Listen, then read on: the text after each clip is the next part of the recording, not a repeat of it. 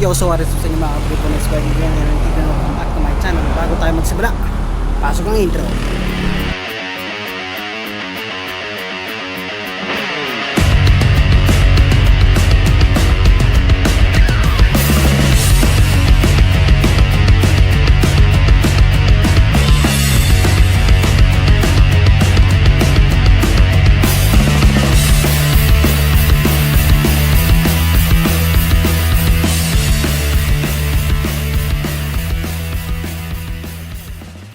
Yo!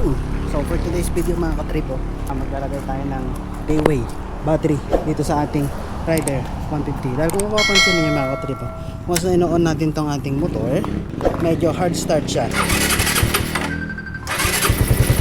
Ayan. Tapos yung kanyang busina ay mahina. So kailangan nating palitan yung ating battery. Alright.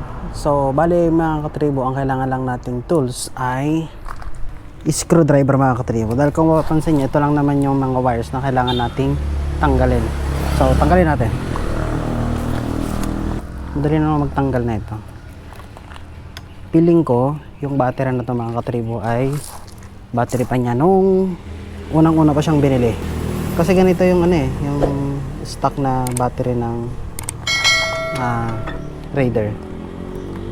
Kaya malaki ang chance or possibility na ang battery na to ay ang battery pa niya simula nung siya ay mabili.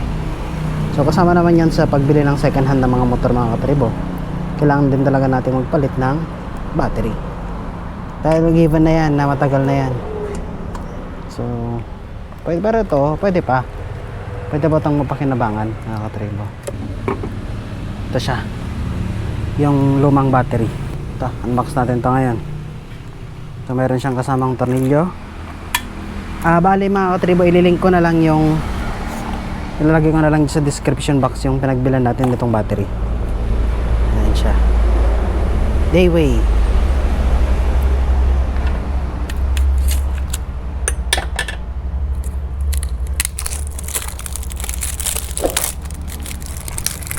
Unwrapping. Ito na, kabit lang natin ganyan. Okay, so itong pagkakaiba na lang dalawa mga katribo. Halos wala nang pinagkaiba, pares na parehas lang din naman. Yan.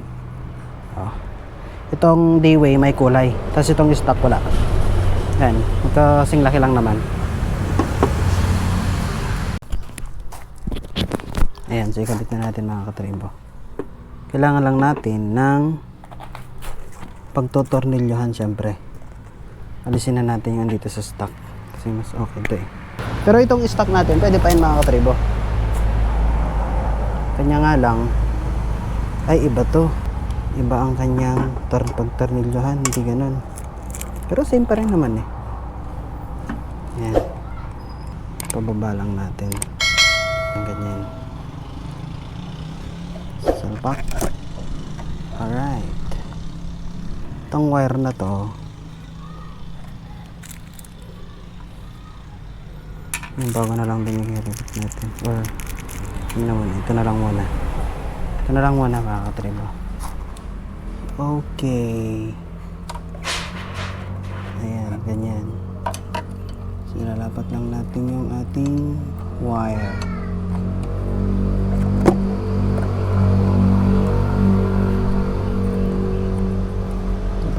Siya.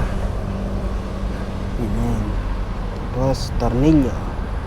Napaka basic lang na magkabit ng battery mga katribo. Parang hindi maabot yung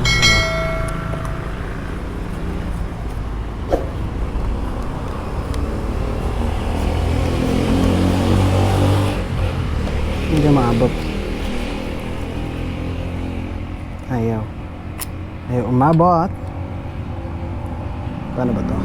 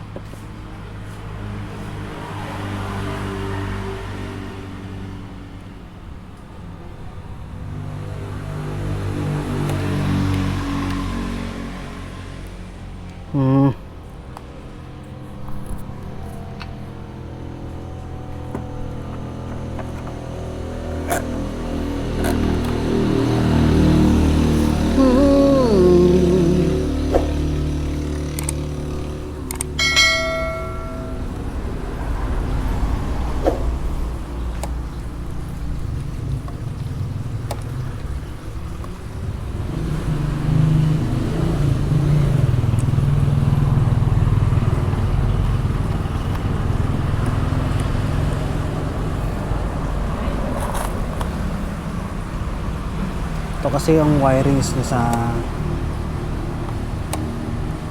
ano mga katribo.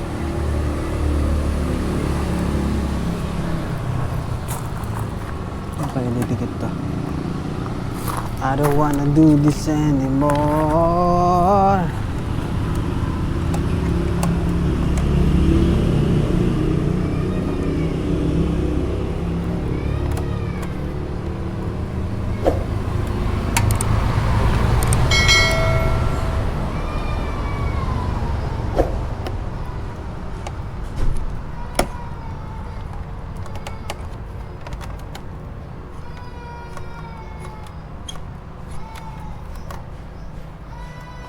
Okay.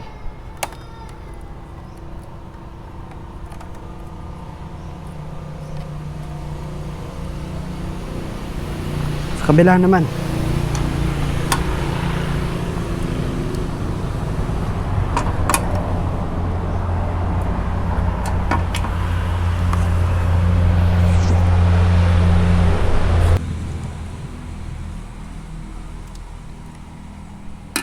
Ganun pa rin ang gagawin natin dito mga katribo. Yan. Tapos salpak.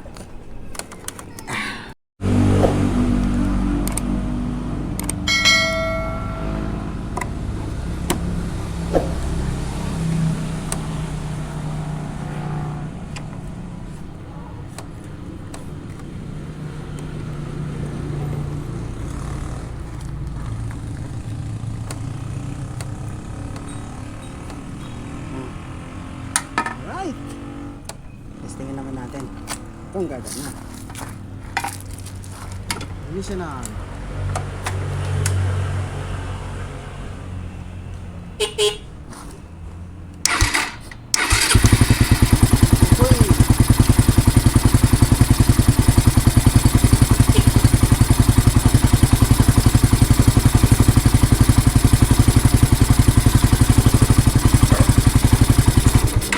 Palit.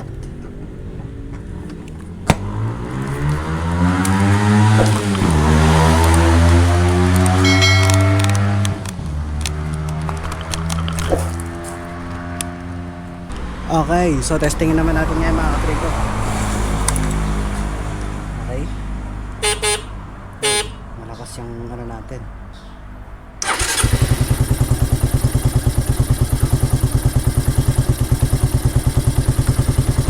Light. Ilaw.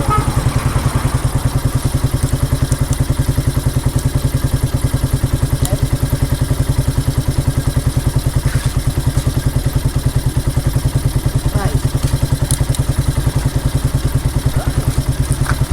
Tapos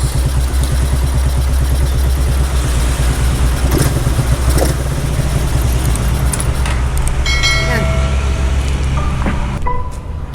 Alright. So okay naman pala talaga to mga katribo. So goods na goods to. So ito, bali mga katribo, ililink ko na lang kung saan ko nabili yung battery na ito dyan sa description down below. Okay? So like and subscribe kapag nagustuhan niyo itong tutorial natin on how we're going to install D-Way battery. Okay, ang ganda lang mga katribo.